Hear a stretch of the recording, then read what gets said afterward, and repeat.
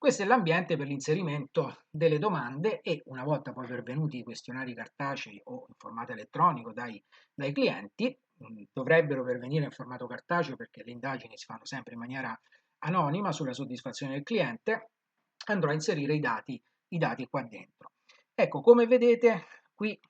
inserisco il numero della domanda, il testo della domanda, scelgo un metodo di valutazione e poi posso dare delle indicazioni per la risposta. Quindi qui scriverò il testo della domanda, vado a scegliere un metodo di valutazione. Ora io qui ne ho già inseriti alcuni, valutazione da 1 a 5, valutazione da 1 a 10,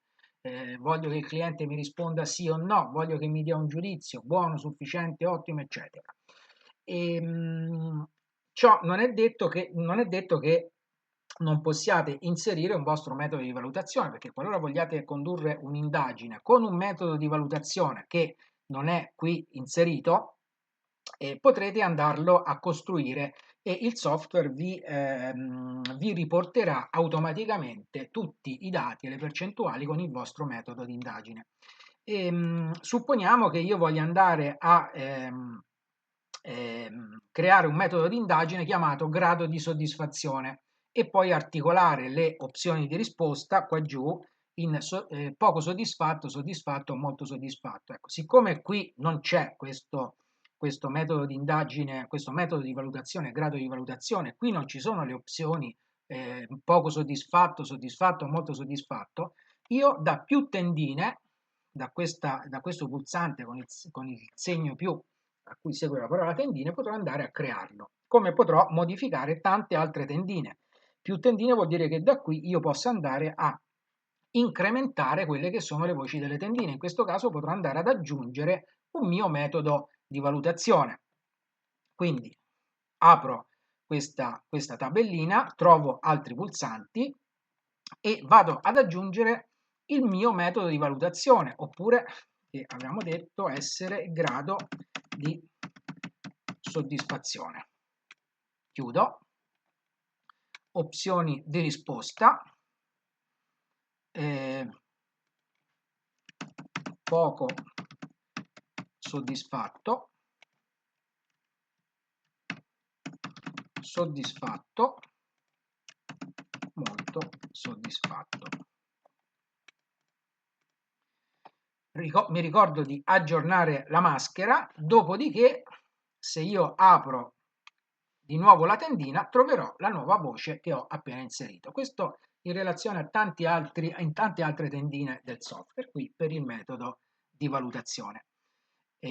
Così come troverò qui nelle opzioni di risposta le opzioni di risposta che ho appena inserito. Qui posso inserire delle indicazioni per la risposta, non perché debba suggerire al cliente come rispondere, ma se ho stabilito che il metodo di risposta a quella domanda è rispondere da 1 a 5, con un punteggio da 1 a 5, per esempio su quanto il cliente gradisca il nostro prodotto, il nostro servizio, possa andare ulteriormente a specificare per avere una risposta più aderente alla realtà di rispondere 1 se, 2 se, 3 se, eccetera. Quindi questo glielo posso specificare così come posso anche non specificarglielo. Quindi abbiamo impostato tutte le domande del questionario, andiamo a stampare il questionario da inviare al cliente. Quindi dovremmo inserire il numero dell'indagine, che è il numero 1, indagine numero 1, l'anno di apertura dell'indagine è il 2020, ecco che il gestionale ci tirerà fuori, ci avrà ricomposto in maniera ordinata tutti i dati dell'indagine numero 1 del 2020. Le parti che noi ovviamente abbiamo, nelle parti che noi ovviamente abbiamo voluto e che sono programmate per spedire al cliente. Quindi come vedete c'è una formula di apertura, qui potremmo inserire i dati ovviamente non da questo foglio ma dall'ambiente che ora vi farò vedere, qui c'è la formula di presentazione che avevamo inserito in quella tabellina iniziale, si prega di cortesemente rispondere alle seguenti domande. Ecco qui che troviamo già i target che abbiamo inserito di là, età e titolo di studio, nel senso che il cliente, pur rispondendo in maniera anonima alle domande ci dirà che ha 25 anni e che ha il diploma di maturità, perché queste due cose volevamo sapere. E poi qui troviamo tutto l'elenco delle domande, quindi la domanda 2, la domanda 2, la domanda 1, la domanda 2, la domanda 3, e se ce ne fossero state 20, il sistema in maniera incrementale, facendo scorrere tutto quello che c'è sotto, va a incrementare le domande, il numero delle domande. Ora, come vedete, questo modulo deve essere personalizzato e ci sono delle mascherine da riempire, una volta riempite le quali vale per tutti i moduli. Andiamo subito a vederle. Quindi io, come vedete, riapriamolo un attimo questo modulo, indagine numero 1 del 2020, ho scritto qua su,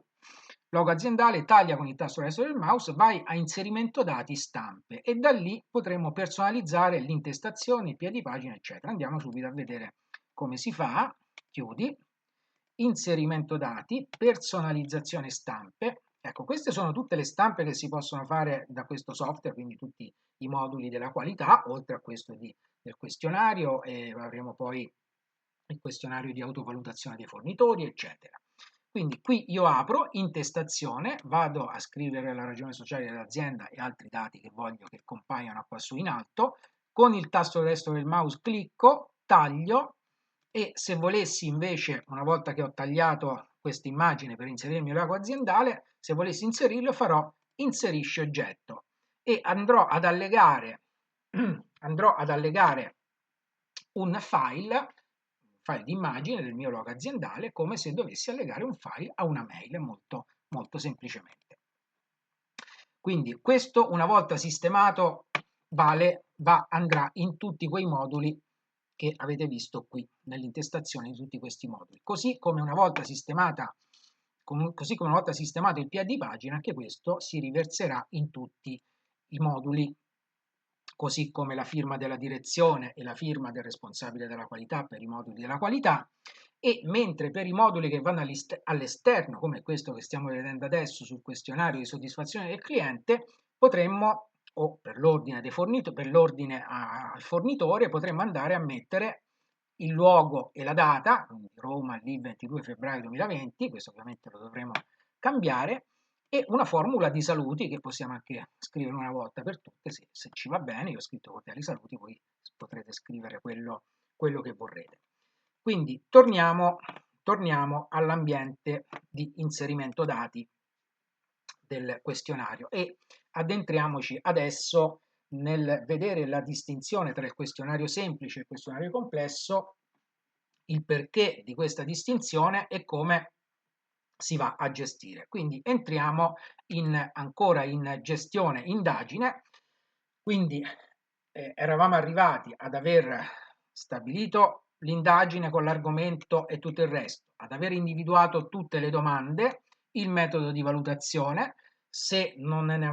questo metodo di valutazione non era quintendina, abbiamo aggiunto il nostro, abbiamo eventualmente indicato delle modalità di risposta al cliente. Abbiamo visto le domande inserite dal questionario, magari ce ne siamo dimenticata una, allora andremo qui a fare aggiungere un'altra e a questo punto supponiamo che siano stati inviati i questionari ai clienti, siano tornati indietro e dobbiamo registrare i dati nel gestionale, cioè dobbiamo andare a scrivere qua le risposte. È qui che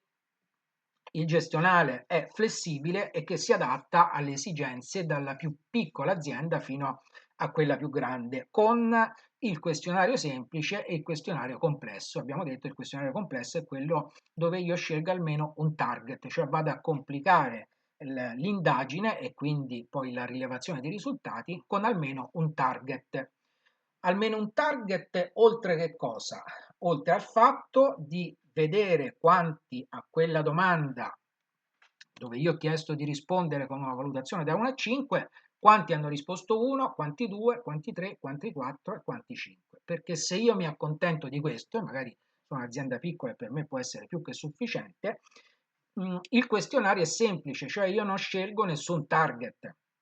mi accontento semplicemente del fatto di sapere tra tutti quelli che mi rispondono, quanti hanno risposto 1, quanti 2, quanti 3, quanti 4 e quanti 5. Ed infatti se leggiamo questa scritta in grigio scuro qua sopra alla tabellina dove si inseriscono i risultati, inserimento dati delle risposte, si può scegliere anche solo uno o nessun target, i campi obbligatori sono opzione risposta e numero risposte. Quindi quando vado a scrivere una riga qui, se non metto almeno opzione risposta, cioè quanti hanno risposto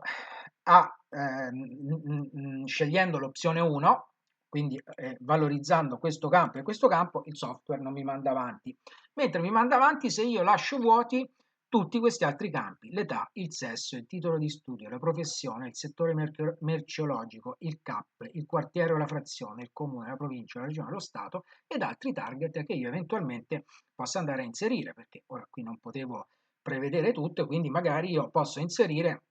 un altro target dove io voglio vedere, voglio fare una rilevazione, voglio vedere quanti mi rispondono uno di quelli che hanno tra 25 e 30 anni che hanno il lobby del calcio e quindi io qui andrò a scrivere un mio target che non è previsto tra questi già contemplati di default nel software. Come vedete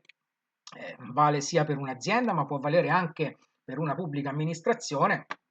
che può fare un'indagine di rilevazione della soddisfazione dei cittadini rispetto all'operato della pubblica amministrazione, andandoli a dividere magari in una città più grande anche per CAP, per quartiere o in un comune più piccolo per frazioni, quindi vedendo quanti hanno risposto uno di quella frazione a questa domanda, eccetera.